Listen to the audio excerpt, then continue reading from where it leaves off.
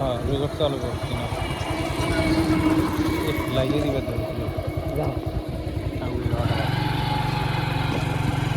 অঙ্ক করে এরকম করে কতক্ষণে ধরে থাকবে অঙ্ক করে ধরবে এইভাবে মোবাইল ধরবে ধরলে তাহলে তোমার সুবিধা হবে যারের কাছে ধরবে বা এর কাছে ধরবে।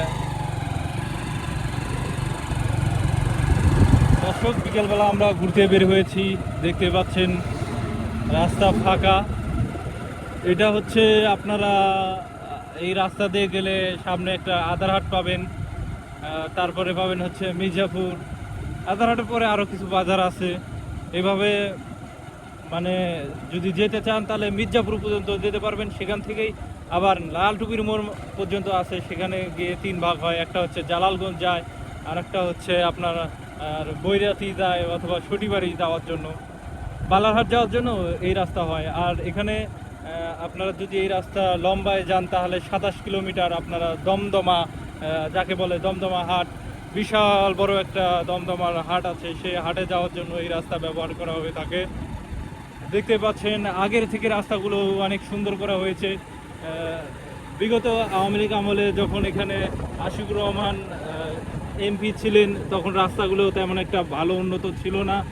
উত্তরবঙ্গে বেশিরভাগ সময়ই মানে কোনো একটা বাজেট বা কিছু একটা আয় উন্নতি করার চেষ্টা করে না সরকারেরা। তারপরেও আশিকুর এমপি থাকার সময় সেই সময় কিছু বাজেট নিয়ে আসা হয়, সেই বাজেটের সময়েই এই রাস্তাগুলো হয়ে যায়। বগুড়া, গাইবান্ধা এবং রংপুর বিভাগের এই বিশাল বিশাল বড় বড় রাস্তাগুলো তৈরি করা হয়েছিল, সেই বাজেটেই আছে।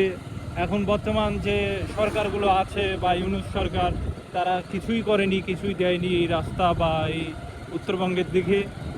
আপনারা দেখতে পাচ্ছেন রাস্তাগুলো হেভি সুন্দর করা হয়েছে। এই জায়গাটা মূলত আমরা যে এখন বর্তমান যেই জায়গায় আছি, এই জায়গাটা আরও ভাঙাচুরা ছিল সেই সময়, অনেক ভাঙা ছিল। মানে কি বলবো, একটা ভ্যান বা অটো যে যাবে 1-2 হাত পর্যন্ত ভাঙাচুরা উঁচুনামা এরকম ছিল, যে যাওয়ার মতন কোনো পরিবেশ ছিল না। এই যে আমরা আদারহাটে পৌঁছে গেছি, দেখতে পাচ্ছেন আদারহাট বাজার। আমরা নগর কাঠগোড়া থেকে এদিকে আসলাম, শ্রীবন্ধ বাজার পার হয়ে মৌরিপাড়া পার হয়ে আমরা আদারহাটে এসেছি। এই হচ্ছে আদারহাটের দৃশ্য, আপনারা দেখতে পাচ্ছেন। এখানে বাজার লাগে, একটা হাট আছে ছোট, মাঝে মধ্যে হাটও লাগে এখানে,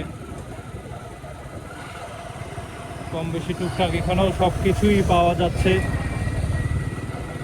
আগে নগর কাঠগোড়া হাটে প্রচুর মানুষ হইতো, এখন একটু কম হয়। তার কারণ এখন প্রতি ঘরে ঘরে বা প্রতি এলাকায় বলতে পারেন যে দোকান, ছোট ছোট মুদি দোকানগুলো তো কাঁচা মাল তুলে রাখছে, কাঁচা বাজার তুলে রাখছে। আপনারা দেখতে পাচ্ছেন এখানে কালভারটা কত ছোট, অথচ রাস্তা কত বড় করেছে।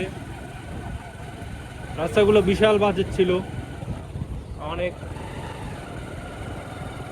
খালি মাংনা মাংনা ভিডিও দেখলে তো হবে না, একটু মাঝে মাঝে সুন্দরীকে দেখতে হবে। যে দেখতে পাচ্ছেন দমদমাইতে 26 কিলোমিটার।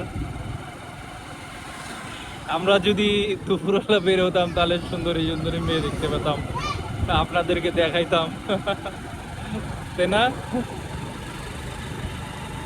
আমি মূলত ফোন দিয়ে রেকর্ড করতেছি, আমার ক্যামেরা নেই।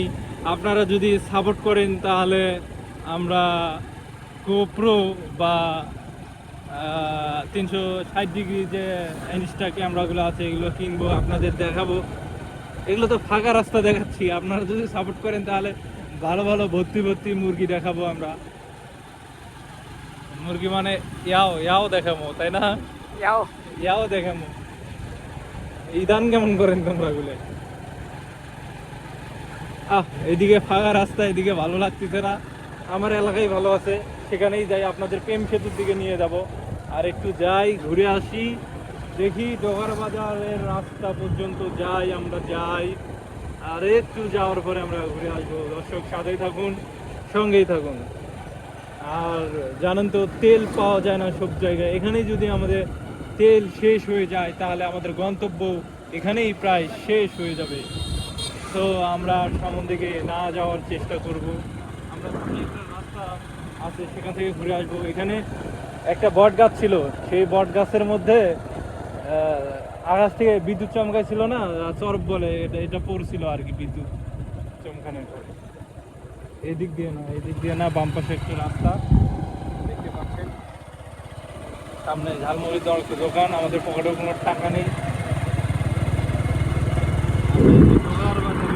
থেকে ঘুরে আসবো বা শেষ করবো, এখান থেকে আমাদের গন্তব্য শেষ করার চেষ্টা করবো। দর্শক, আমরা ডোগার বাজারের রাস্তা দেখতে পাচ্ছেন, এখান থেকে ঘুরে যাই পিছন দিকে। এখন আমরা ক্যাম্পগড়ার দিকে চলে যাব। এই যে ডোগার বাজারের রাস্তা। তো দর্শক, সবাই সাপোর্ট করবেন, সাপোর্ট করলেই আমরা আরো সুন্দর সুন্দর ভিডিও নিয়ে আসতে পারবো ইনশাআল্লাহ।